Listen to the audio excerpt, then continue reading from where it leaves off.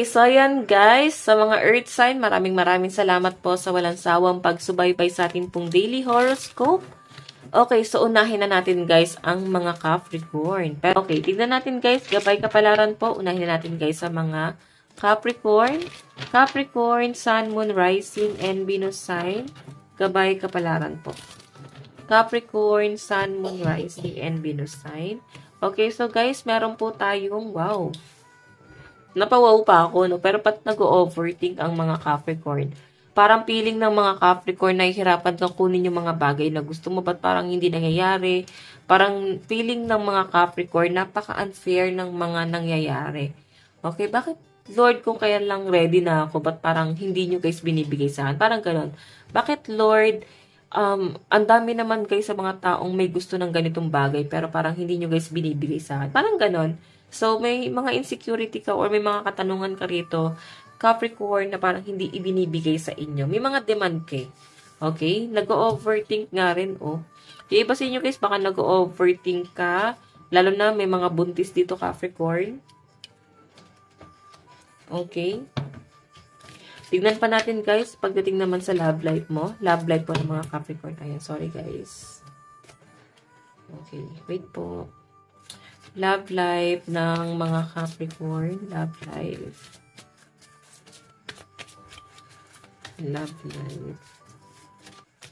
Okay, so guys, meron tayong 8 of Swords. So, Capricorn, nakikita ko yung pagiging stuck mo ngayon sa relasyon ng person mo. Or parang feeling mo guys, trap ka dun sa sitwasyon.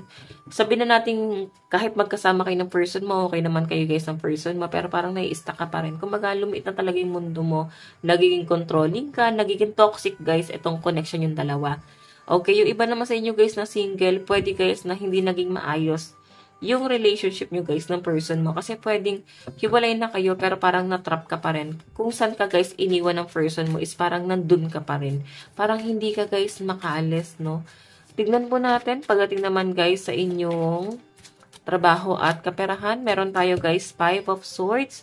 Yung iba sa inyo guys, ayan, pwedeng tinanggap na ng iba sa inyo na talagang sa trabaho mo napaka-toxic. Parang kahit anong gawin mo, parang inaabuso ka talaga guys sa company. Parang inuubos yung pasensya mo, ginagawa mo naman guys ang lahat, pero parang, bakit ganon? Napaka-conflict. Pwede guys na mga katrabaho, masyado guys entitled, no? Kumbaga sila yung mga tipo ng tao na, paano ba i-explain? Like, sip-sip, no? Wala naman guys katungkulan sa trabaho, pero parang, kumakaasta sila guys, boss. Okay? Pinapangaralan ka nila, kinokontrol ka nila. Yung mga bagay guys na ayaw mo dito sa relationship. Sa relationship mo guys, sa mga katrabaho mo guys, binibigay sa inyo. So, sa malinaw na pinapakita sa akin guys, maaaring may mga kakompetensya ka.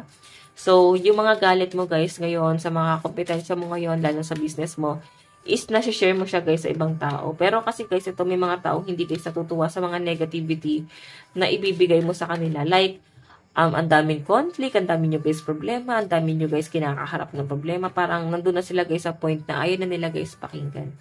Tignan natin guys pagdating sa family. Meron tayong 3 of Swords. So, kung ikaw guys ay may asawa na or ka-live-in, maring nilagay ka ng person mo guys sa third party. So, kung bakit ka guys na-stuck sa connection nyo is dahil may third party eh. Okay?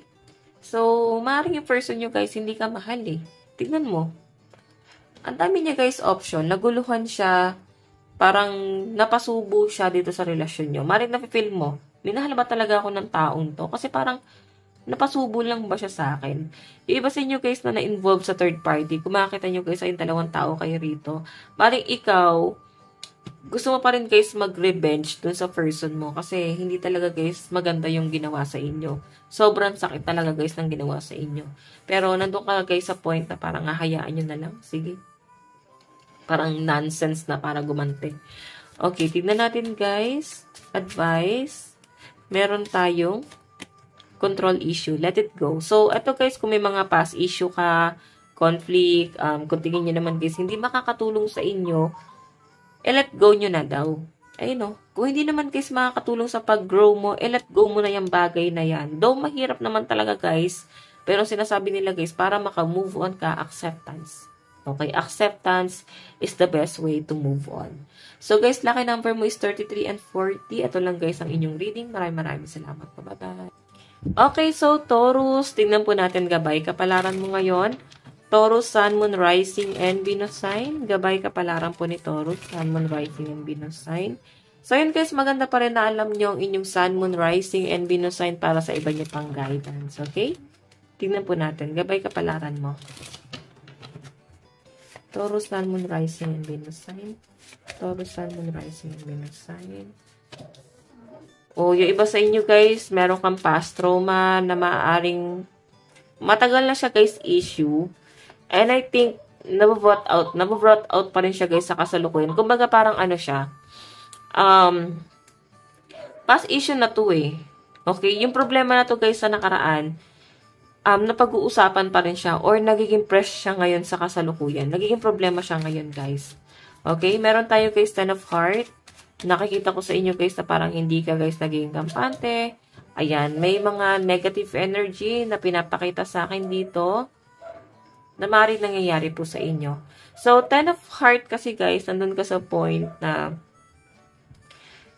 parang kung ito guys ay sa relationship, kung na-involve ka sa third party Taurus, willing ka naman sana guys magpatawad.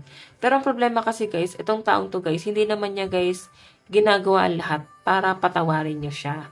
Kumbaga, sabihin na natin, patatawarin naman kita kung nagkaroon ng third party, walang issue. Ang problema lang guys, napaka-toxic ng person mo, Taurus. Tignan mo naman nandiyan yung death card.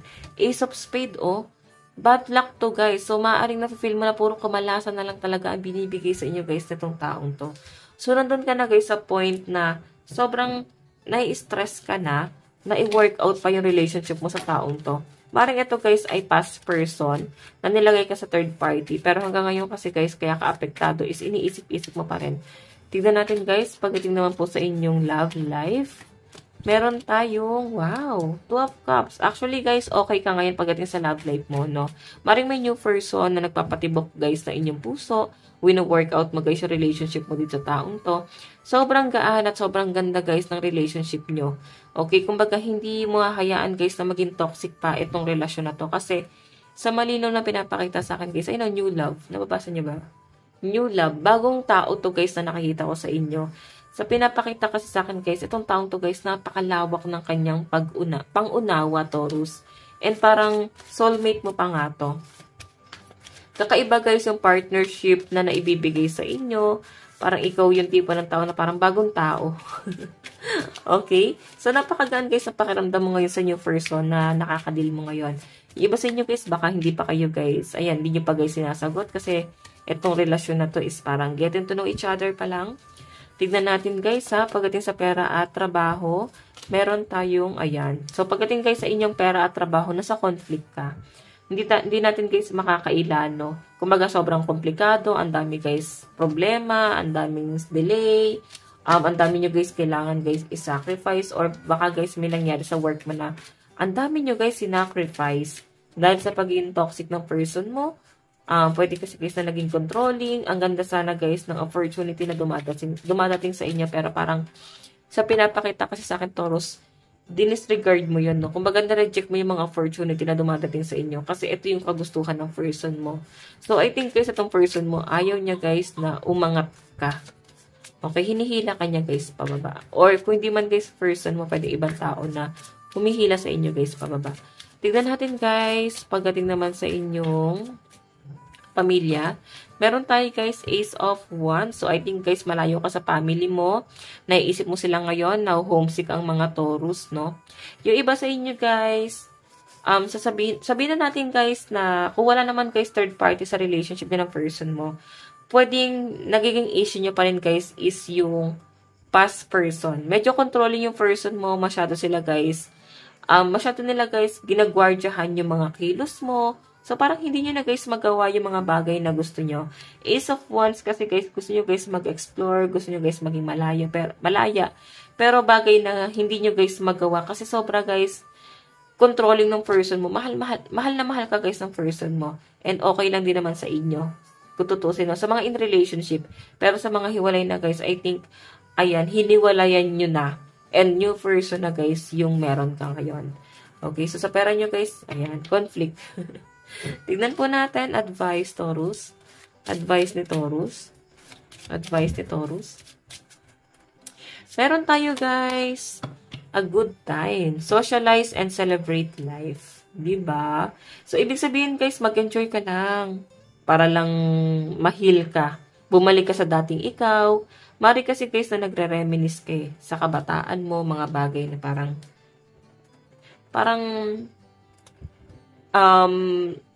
parang gusto nyo guys balik-balikan yung kabataan nyo. Yun nga lang guys, lumipas talaga yung panahon, no? Parang feeling nyo guys, ito yung pinakamagandang nangyari sa buhay nyo. Nung kabataan nyo. Yung tipong walang judgment, mga tao na parang pinapapuran ka, pabor lahat sa inyo, ganyan. So guys, lucky number mo, 3 and 41. Ito lang guys ang inyong reading. Maraming salamat. Bye-bye! Hi Virgo! Kumusta po kayo guys? Okay, so Virgo, tignan natin ano ba ang inyong gabay. Kapalaran, Virgo, Sun, Moon, Rising, and Venus sign. Virgo, Sun, Moon, Rising, and Venus sign. Gabay, kapalaran po. Virgo, Sun, Moon, Rising, and Venus sign. Okay. Ace of Hearts. Actually, guys, okay ka naman. Mukhang may peace of mind naman kayo, guys.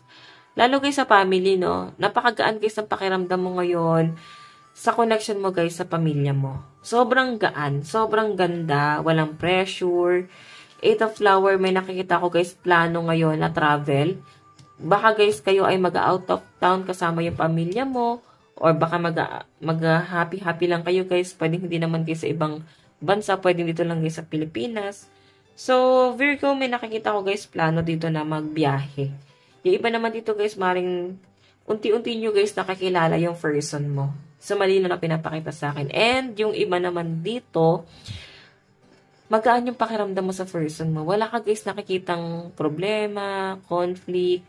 Napakagaan lang. Sabihin na nating, nahihirapan ka minsan. Pero, sa totoo lang guys, sobrang gaan ang pakiramdam mo ngayon. Okay? And yung iba sa inyo guys, sobrang gaan ang pakiramdam mo ngayon sa pamilya mo. Okay? So, sa pinapakita sa akin, Virgo, baka kaya magaan kasi may biyahe kayo, may pag-uusap, may konfrontasyon. Pwedeng sa person mo guys, nakikilala mo guys, unti-unti yung family ng person mo or pwedeng yung mga kaibigan ng person mo. Parang mas nakikilala nyo guys yung person mo. Sa pinapakita rito, no? Okay? So, tignan pa natin. Okay, pero sa pinapakita kasi sa akin, Virgo, mukhang basta travel to guys, or baka plano. Baka may nabubuong plano rito guys, na magbiyahe, kasama yung mga kaibigan mo. O pwedeng person mo. Basta may nakikita ko guys, plano rito na mag-travel. Baka mamasyal sa ibang lugar, ganyan. Pwedeng mga kaibigan mo yung kasama mo. Tignan natin guys, pagdating naman po sa inyong love life, Virgo, meron tayong, wow, the star. Hope, faith, rejuvenation, and spirituality. So, sa malinaw na pinapakita sa akin, Virgo, parang nagkakaroon ka guys ng pag-asa. Okay? Kumbaga, eto kung nakakahalubilo mo guys, yung mga taong malalapit sa person mo, nagkakaroon ka guys ng pag-asa, mas nalilinawan ka, mas nakikita nyo guys yung connection mo sa ibang tao. Sobrang gaan, kahit sabihin natin tahimik ka lang, pero mas gumagaan yung pakiramdam nyo guys, kasama yung mga kaibigan eh.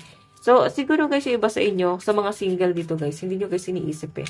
Hindi nyo guys iniisip yung love life mo, kasi parang mas nag-e-enjoy ka kasama yung mga kaibigan mo.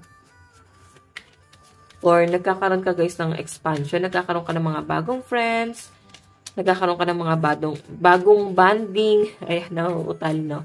Parang nagkakaroon ka guys ng bonding kasama yung ibang tao. Okay? Mga bagong kaibigan or mga dating kaibigan guys na hindi nyo na guys nakakausap. Sa malinaw na pinapakita sa mga single. So, tignan natin guys, pera at trabaho. Meron tayo guys, ayan yung iba sa inyo, hindi nyo talaga guys maiwasan na maging maawain. Baka yan, pag may nakikita kayo guys na nanlilimo sa daan, nagbibigay ka talaga guys sa mga pulubi. Yung iba naman dito guys, maaring sa relationship mo guys sa mga pamilya, kamag-anak, baka meron ka guys, sinusuportahan. Okay, may sinusuportahan kang pamilya. Okay? Parang masaya ka naman guys na nakakapag-support ka sa kanila. Okay? And may pinapakita sa akin dito guys, baka stress ka guys sa isa sa miyembro ng family na parang nagiging addict or parang nagkakaroon guys ng addiction. Kung ano man to guys, addiction na to, kahit anong pangaral guys na binibigay nyo guys sa kanila, parang hindi nila guys nauunawaan. Okay, pagdating guys sa family, meron tayong, ayan, marami kang nare-realize ngayon. Virgo, nakikita ko guys may success. Actually guys, iba sa inyo may plano ka guys na mag-business. Pero I think iniisip mo yan kasi maaring doubt ka pa sa sarili mo kung itutuloy mo ba yung business na to. Okay, parang hindi nyo pa guys kaya and parang kailangan nyo pa guys ng approval ng ibang tao para ituloy itong bagay na to.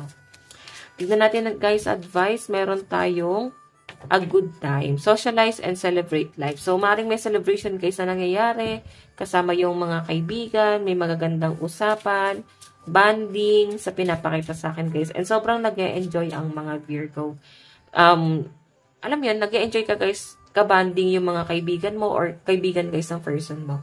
So guys, lucky number mo is 3 and 37. Ito lang guys ang inyong reading. Maraming salamat po. Bye-bye po. Bukas po ulit. God bless and love you all. Bye-bye.